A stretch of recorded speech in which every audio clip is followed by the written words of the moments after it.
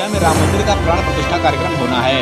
इसके पहले विपक्ष के कई नेताओं की बयानबाजी का दौर लगातार जारी है।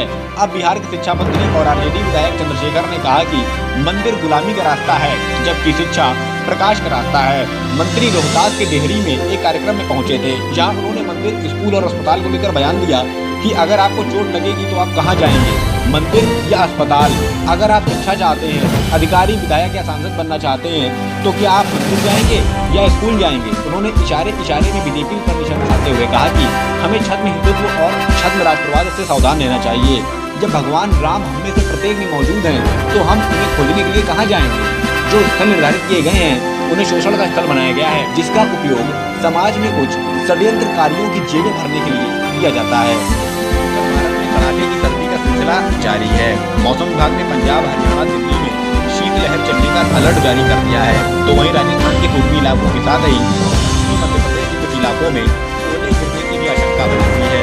तो वहीं दूसरी ओर तमिलनाडु और पुडुचेरी के कई इलाकों में रविवार देर रात तेज बारिश होने से कई जिलों के स्कूलों में छुट्टी कर दी गई है। आपको बता दें कि देश के 13 राज्यों में घना कोहरे की स्थिति बनी हुई है, जिसमें उत्तर पूर्वोत्तर के कुछ राज्यों को छोड़कर सभी राज्य शामिल हैं। वहीं कोहरे के चलते ट्रेनों की लेट छुट्टी का दौर भी लगातार जारी है। आ रहे हैं वैसे सियासी माहौल गर्म होता जा रहा है। यूपी में सपा बसपा के बीच लगातार खींचतान बढ़ती जा रही है। अब बसपा सुप्रीमो मायावती ने सरकार से बसपा कार्यालय को दूसरे स्थान पर शिफ्ट करने का आग्रह किया है। उन्होंने सपा को आड़े हाथ लेते हुए सोशल मीडिया पर 28 साल पहले हुए गेस्ट हाउस कांड का जिक्र करते हुए ऑफिस शिफ्ट करने की अपील की। उन्होंने लिखा कि सपा अति पिछड़ों के साथ ही दलित विरोधी भी है। सपा फिर से अपने दलित विरोधी जातिवादी एजेंडे पर आ गई है। इनकी सरकार ने कई दलित विरोधी फैसले लिए। इससे पहले रविवार को मायावती ने अखिलेश को गिरेबान में झांकने की नसीहत दी थी। तो वहीं मायावती की इस अपील के बाद बसपा के उत्तराधिकारी आकाश आनंद ने सोशल मीडिया पर लिखा कि चढ़गुंडों की छाती पर बटन दबेगा हाथी पर। सोमवार को गुजरात की भाजपा सरकार को सुप्रीम कोर्ट से जबरदस्त फटकार लगी। सुप्रीम कोर्ट ने बिल्किस बानो गैंगरेप मामले में गुजरात सरकार के फैसले को रद्द करते हुए टिप्पणी की कि गुजरात सरकार को रिहाई का फैसला लेने का कोई अधिकार नहीं है। वह दोषियों को कैसे माफ कर सकती है। सुनवाई महाराष्ट्र में हुई तो रिहाई का फैसला भी वहां की सरकार करेगी। कोर्ट ने कहा कि सजा अपराध रोकने के लिए दी जाती है, पीड़ित की तकलीफ की भी चिंता करनी होगी।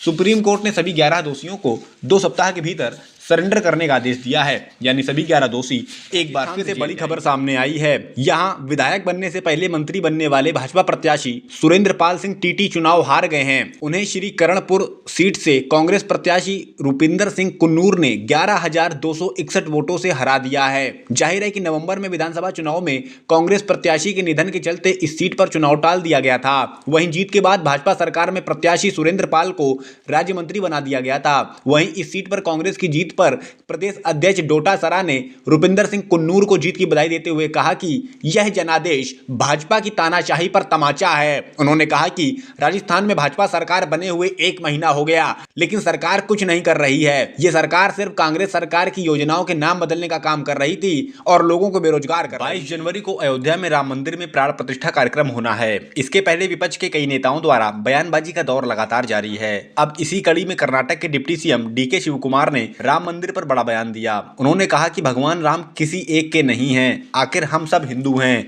वहीं उन्होंने 22 जनवरी को कर्नाटक के सभी मंदिरों में विशेष पूजा कराने का आदेश दिया है। सोमवार को डिप्टी सीएम केरल दौरे पर थे। इस दौरान उन्होंने कहा कि राम मंदिर किसी की निजी संपत्ति नहीं है, यह सार्वजनिक संपत्ति है।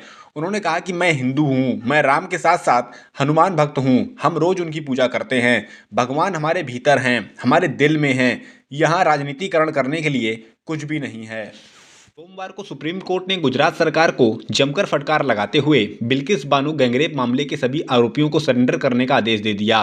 विपक्ष के कई नेताओं ने सुप्रीम कोर्ट के इस फैसले का स्वागत किया है। कांग्रेस नेता राहुल गांधी ने भी सुप्रीम कोर्ट के फैसले का स्वागत करते हुए भाजपा पर भी जमकर निशाना साधा। उन्होंने सोशल मीडिया पर लिखा कि आज सुप्रीम कोर्ट के फैसले ने एक बार फिर देश को बता दिया कि अपराधियों का संरक्षक कौन है। चुनावी फायदे के लिए न्याय की हत्या की प्रवृत्ति लोकतांत्रिक व्यवस्था के लिए खतरनाक है। बिल्किस बानो का अथक संघर्ष अहंकारी भाजपा सरकार के विरुद्ध न्याय की जीत का प्रतीक है।